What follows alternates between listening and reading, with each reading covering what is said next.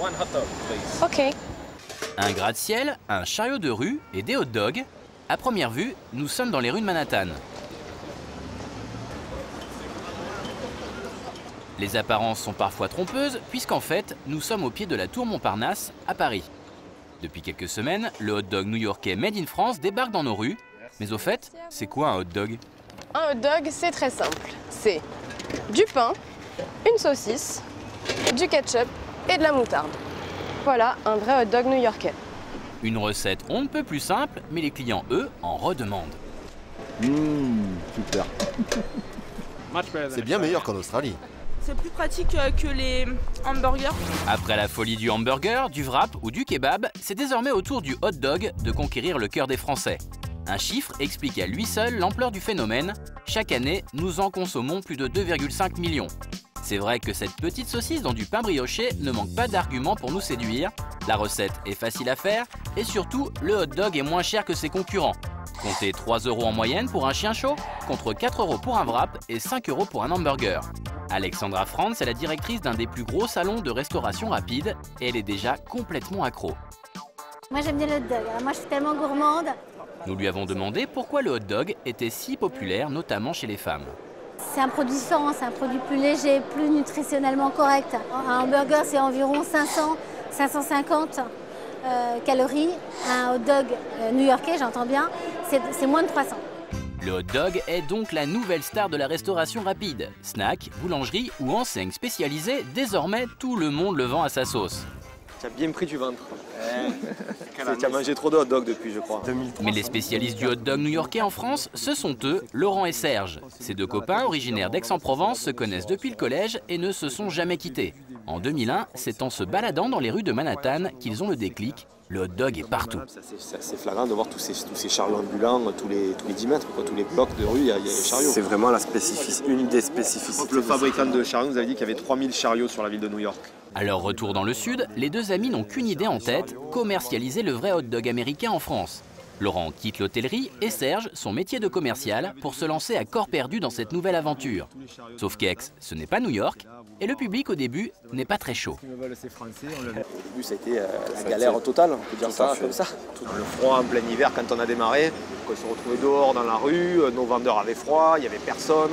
On s'est dit qu'est-ce qu'on fait là, quoi. Malgré ces débuts difficiles, les deux amis ne se découragent pas et aujourd'hui, plus de 300 points de vente distribuent leurs produits en France. S'ils ont autant de succès, c'est parce qu'ils ont aussi le souci du détail. Contrairement à la saucisse française qui est au porc, celle de Serge et Laurent est 100% bœuf et ressemble comme deux gouttes d'eau à sa consoeur américaine. C'est une saucisse de bœuf pelée, donc le boyau est retiré pendant la fabrication. Il y a un effet élastique moins prononcé qu'une saucisse traditionnelle. C'est un hot dog US made in France. Et apparemment, leur recette séduit aussi les professionnels. Fabrice est à l'affût des nouvelles tendances. Pour lui, le hot dog n'a pas fini de nous étonner. Oui, c'est bon. Je pense qu'effectivement, c'est un service d'alimentation rapide qui correspond vraiment à la demande, quoi. Et puis qui reste fun aussi. D'ailleurs, c'est tellement fun que Caroline, 21 ans, a choisi de tenter l'expérience. Ce midi, elle a invité ses copines à une hot dog party, une grande première. On a du pain aux céréales, des petits pains sucrés, des viennoiseries, des saucisses au poulet et de Francfort. Des ingrédients un peu farfelus pour des hot dogs, mais Caroline a choisi de faire des recettes originales. Je pense qu'il y a moyen de reproduire vraiment le hot dog qu'on aime, quoi. Donc je trouve ça hyper sympa. Pour faire de beaux hot dogs, Caroline a sorti le grand jeu et a acheté cette machine pour 35 €. Versez de l'eau dans le réservoir, puis placez vos saucisses précuites à l'intérieur du bol en plastique pour les réchauffer. Et n'oubliez pas de refermer le couvercle. Quant à ce chef étoilé, il a réussi à faire du hot dog un plat raffiné. Ça va, Jeannot? Ça va, le chef?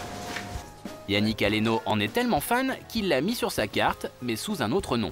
Le veau chaud est une des spécialités de la maison. Je l'ai créé en souvenir de mes débuts de jeune cuisinier, puisque j'allais à Rungis avec mon patron et on mangeait un fameux un sandwich de baguette ouvert en deux dans lequel on mettait de la tête de veau et de la sauce gribiche.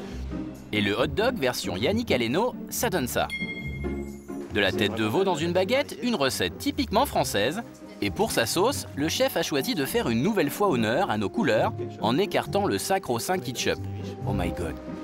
C'est de la mayonnaise avec du capre, des cornichons, des herbes fraîches, principalement du persil, un peu d'estragon. Et donc on le sert comme ça, à croquer.